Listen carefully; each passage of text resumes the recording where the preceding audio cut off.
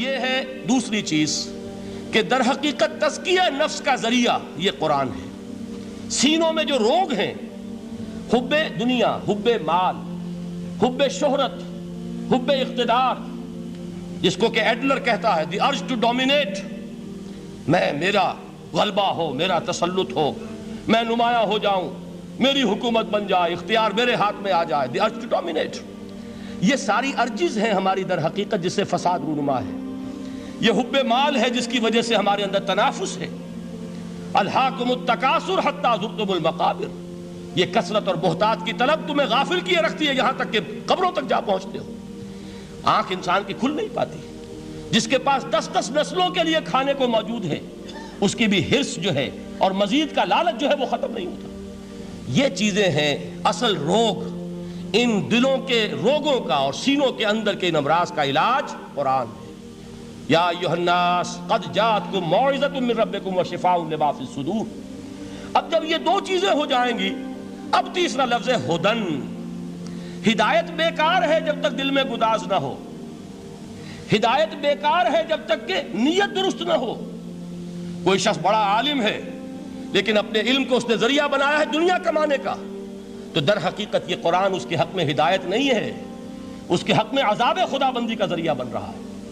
حضور نے خود فرمایا القرآن حجت لک او علیک، یہ قرآن یا تمہارے حق میں حجت ہے یا تمہارے خلاف حجت بنے گا قرآن کے قیامت کے دن۔ اس لیے کہ ایک شخص اس کو دنیا کمانے کا ذریعہ بنا رہا ہے، ایک شخص اس کو شہرت کے حصول کا ذریعہ بنا رہا ہے، ایک شخص علم کو ذریعہ بنا رہا ہے دنیا میں نمایاں ہونے کا، اپنی تعریف کا۔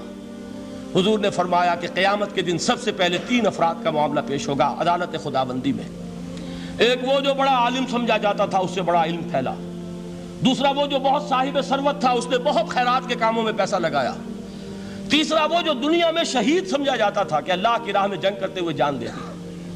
اللہ ان تینوں سے جو اس کو نعمتیں دی تھی ان کا ذکر کر کے پوچھے گا کہ میں نے تمہیں یہ دیا، تمہیں یہ دیا، تمہیں یہ دیا، تم کیا کر کے لائے؟ وہ شہید کہے گا کہ اللہ میں نے تیری راہ میں جنگ کی اور اپنی جان دے دی تاکہ تو راضی ہو جائے۔ اللہ فرمائے گا کذبتا، تو نے جھوٹ بولا، انک قد قاتلت لئن یقال جریء، تو نے تو یہ جنگ اس لیے کی تھی کہ کہا جائے کہ بڑا جری ہے، بڑا بہادر ہے۔ یہ لوگوں سے بہادری کے تمغے لینا تمہارا مقصود تھا۔ وقد قیل، وہ کہا جا چکا ہے، اب یہاں تمہارے لیے کچھ نہیں۔ اور فرشتوں کو حکم ہوگا اور وہ اوندے منہ اس کو گھسیٹتے ہوئے جہنم میں جھونک دیں۔ دنیا میں شہید سمجھا جا رہا ہے، آخرت میں جہنمی ہے۔ یہی حال اس عالم کا ہوگا، یہی حال اس دولت مند کا ہوگا۔ تم نے یہ علم پھیلایا تھا کہ تمہارے علم کا چرچا ہو جائے، تمہاری شہرت ہو جائے، لوگ تمہاری دست بوسی کرنے لگیں، لوگ تم سے جھک کر ملیں۔ وہ دنیا میں ہو گیا، تمہارا مطلوب مل چکا، تمہارا مقصود حاصل ہو چکا، اب یہاں کچھ نہیں۔ تو جان لیجئے کہ جب تک دلوں کے روگ درست نہ ہوں، علم بیکار ہے، ہدایت قطعاً غیر مفید ہے۔ پہلے دلوں کا کرسٹ اترے، اس کی سختی دور ہو، یہ ہے موعظہ۔ دلوں کے اندر سے حب جاہ، حب دنیا، حب مال نکلے، یہ ہے تزکیہ، شفاء لما فی الصدور۔ اب ہدایت خداوندی، اب راستہ آپ دیکھیں گے اور اس راستے پر چلیں گے۔ یہ ہدایت جو ہے دنیا میں، یہی آخرت میں رحمت کی شکل میں ظاہر ہوگی۔ جنہوں نے اس قرآن کی ہدایت سے فائدہ اس دنیا میں اٹھایا، آخرت میں رحمت خداوندی کی بدلیاں ان پر سایہ کریں گے۔ ایک حدیث میں تو باقاعدہ الفاظ آئے ہیں کہ سورہ بقرہ اور سورہ آل عمران یہ 2 بدلیوں کی صورت میں ظاہر ہوں گی میدان حشر میں، اور ان لوگوں پر سایہ کریں گی کہ جن کو ان سے بڑی محبت تھی۔ یہ 4 الفاظ نوٹ کر لیجئے اسی ترتیب کے ساتھ۔ یا ایھا الناس قد جاءتکم موعظۃ من ربکم وشفاء لما فی الصدور وہدی ورحمۃ للمؤمنین۔ قل بفضل اللہ وبرحمتہ، اے نبی کہہ دیجئے یہ اللہ کا بڑا فضل ہے، لوگوں سمجھو، اس کی بڑی رحمت کا ظہور ہوا ہے اس قرآن کی شکل میں۔ اس کی رحمت کا مظہر عدم قرآن ہے، اس کے فضل کا سب سے بڑا ثبوت قرآن ہے۔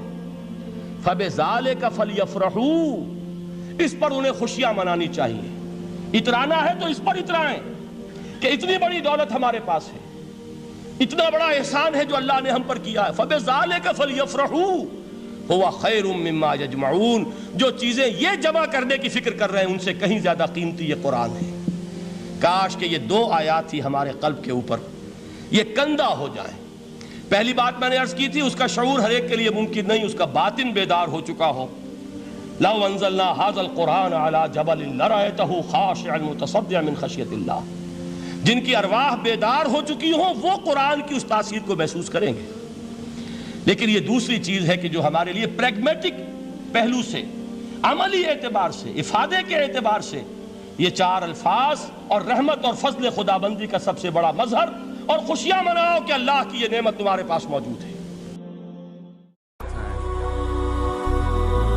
هي الحلقات تحفظني بآيات من القرآن، هي الحلقات تملأني بحب المصطفى العدنان، هي الحلقات تحفظني بآيات